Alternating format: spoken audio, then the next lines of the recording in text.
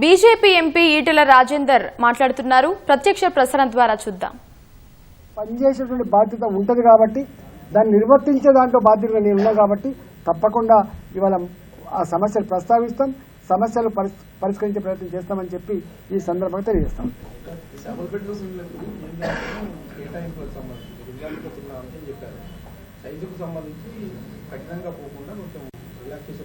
కేంద్రమే కొర్రీలు పెడుతుంది, దానివల్ల ఇబ్బంది అవుతుంది అన్నది ఆ నిబంధన కేంద్రమే పెట్టింది. దాంట్లో జాయిన్ కావడం వల్ల ఒక మాట ఏంటంటే, సరే కేంద్రం ఇక్కడ ఎగ్జిక్యూటివ్ ఏజెన్సీ కాదు, వాళ్ళు నంబర్ ఇస్తారు, 2 లక్షల 3 లక్షల నంబర్ ఇస్తారు.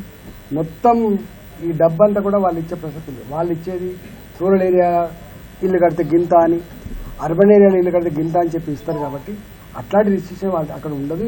మనం గ్రౌండ్ ఉంటే మనము చేస్తూ వాళ్ళు వచ్చి చూస్తారు. అవన్నీ ఉండవు, నాకు తెలియదు మరి.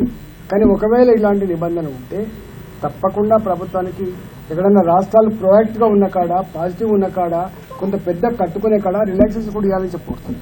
ఇది మన ప్రాంతం సౌత్ ఇండియా మరీ అంత ఉండదు. ఉన్నంతలో ఒక మంచి ఇల్లు కట్టుకోవాలని చూసుకుంటారు, మంచి కల్చర్గా ఉండాలని కోరుకుంటారు.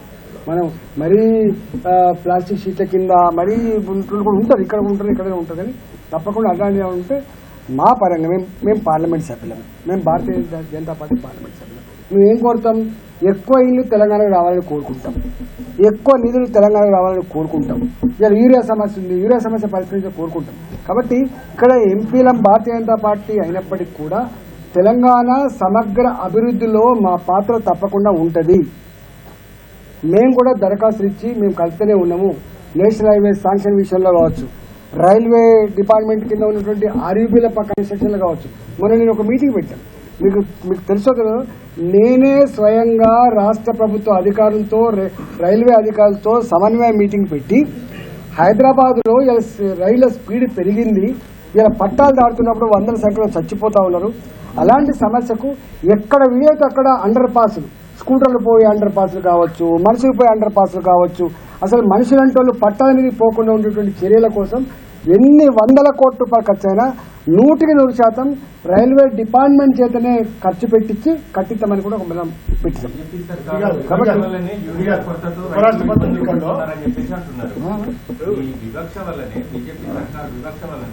తెలంగాణ రైతాంగం ఇవాళ యూరియా కొరతతో ఇబ్బందులు పడుతున్నారని పంపించడం లేదు. జనరల్ గా మీకు తెలుసు, నేను కూడా సిస్టమ్ లో ఉన్నామని కూడా చెప్తున్నాను. ఎప్పుడు కూడా రాష్ట్ర ప్రభుత్వాలు వాళ్ళకి ఎంత అవసరం ఉందో ఎక్స్పెక్ట్ చేసుకొని ఇండెంట్ పెడతారు, దాన్ని తెచ్చుకొని గోడౌన్లో స్టాక్ పెట్టుకుంటారు. ఇవాళ ఈ సంవత్సరానికి, ఈ వర్షాకాలానికి, ఈ రేపటి సెకండ్ క్రాప్కి ముందే ఒక 6 నెలల ముందే తెచ్చి పెట్టుకుంటారు. మరి వీళ్ళు ఎక్కడ ప్లాన్ పోయిందో నాకు తెలియదు. వాళ్ళు ఇండెంట్ పెట్టిందా లేదా, వాళ్ళు అలకెట్ చేసిందా లేదా, డబ్బులు కట్టిందా లేదా, అదొక ప్రశ్న. కానీ రెండవది ఏంటంటే, అన్నిటికన్నా ముఖ్యమైన భారతీయ జనతా పార్టీ ఎప్పుడు కూడా నరేంద్ర మోడీ గారి ఫిలాసఫీ మళ్ళీ చెప్తున్నా, 100 సార్లు చెప్పినా మళ్ళీ చెప్తున్నాను, రాష్ట్రాల అభివృద్ధిలోనే దేశ అభివృద్ధి ముడిపడి ఉంది. ఇది భారతీయ జనతా పార్టీ నరేంద్ర మోడీ గారి ఫిలాసఫీ. మీకు తెలిసి ఇలా రైతు బంధు ఇస్తున్నారు, తెలంగాణకు రాదా అండి? చెప్పండి, తెలంగాణకు రాదా చెప్పండి? ఇవాళ నేషనల్ హైవేస్ కన్స్ట్రక్షన్ ఉంది, రాదా?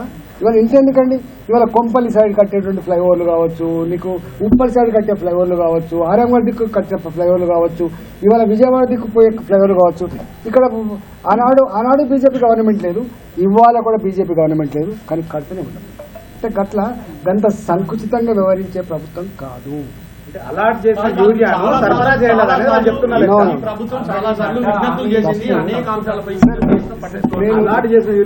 విజ్ఞప్తులు కాదు కావాల్సింది, ముందే ఇండెంట్ పెట్టాలి, డబ్బులు కట్టాలి, ట్రాన్స్పోర్ట్ వెహికల్స్ తెచ్చుకోవాలి.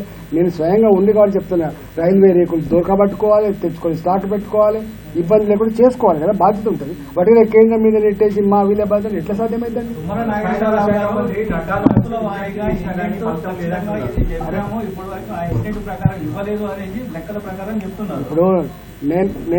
ఇప్పుడు నేను కూడా ప్రభుత్వంలో ఉన్నా, వాటి జిమ్మేదారులు లేకుండా మాట్లాడుతున్నాను. మాట్లాడినా మేము మాట్లాడినాం. ఎందుకు మాట్లాడాం? మొన్న లేటెస్ట్ గా 50,000 మెట్రిక్ టన్నులు కూడా మళ్ళీ అలకేట్ చేసినారు. అసలు చైనా నుంచి రష్యా నుంచి రావాలి చైనా నుంచి వెళ్ళి ఎప్పుడు మనకు పెద్ద చాలా రోజులు బంద్ పెట్టుకోండి. జనరల్గా రామగుండం ఎరువుల కర్మాగారం దాని ఆఫీస్ ఢిల్లీలో ఉంది, దాని ఆఫీసు నోయిడాలో ఉంది. ఇక్కడ మెయింటెనెన్స్ చక్కగా అయితే లేదు, ఆగిపోయింది. ఇప్పుడు రామగుండం ఎరువుల కర్మాగారం పెట్టిందే తెలంగాణకు కానీ ఆంధ్రకు కానీ ఎరువుల కొరత లేకుండా చేసుకోవాలి.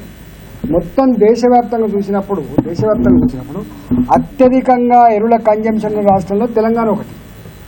అందువల్ల ఇక్కడ ఎట్లయినా కన్జంప్షన్ ఉందనే రామగుండం ఎరువుల కర్మాగారాన్ని ఇక్కడ ఓపెన్ చేసుకున్నాం. కానీ అనేక కారణాల వల్ల అది మనం మూతపడ్డది. దానివల్ల కూడా కొంత ఇబ్బంది కలగొచ్చు. కానీ ఒక్కటి అంటే చిన్న ఎందుకైతే మన రాష్ట్రం సరిపోను, మన ఛత్తీస్గఢ్ కూడా పంపగలిగేటువంటి సామర్థ్యం ఉంది. ఒకటే ఏంటంటే ఇప్పుడు దీంట్లో రాజకీయాల కంటే కూడా ఎట్లా బాధ్యత నిర్వర్తించి రైతాంగానికి ఎట్లా మనం యూరాన్ని ప్రొవైడ్ చేయాలని చూడాలి తప్ప వాటిగా వాళ్ళని నెట్టేజ్ చేస్తా అంటే ఇది కుదిరేది కాదు. సీఎం గారు ఉపరాష్ట్రపతి ఎన్నికల్లో తెలుగు వారందరూ